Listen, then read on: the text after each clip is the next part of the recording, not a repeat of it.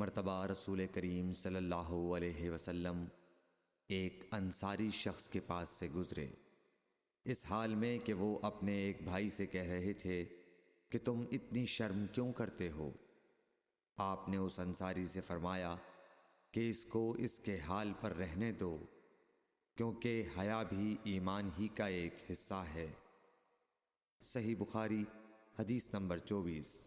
رسول اللہ صلی اللہ علیہ وسلم نے فرمایا، مجھے اللہ کی طرف سے حکم دیا گیا ہے کہ لوگوں سے جنگ کروں اس وقت تک کہ وہ اس بات کا اقرار کر لیں کہ اللہ کے سوا کوئی معبود نہیں ہے، اور یہ کہ محمد صلی اللہ علیہ وسلم اللہ کے سچے رسول ہیں، اور نماز ادا کرنے لگیں اور زکوٰۃ دیں۔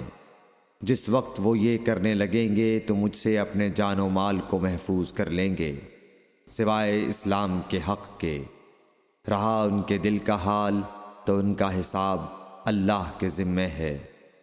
صحیح بخاری حدیث نمبر 25۔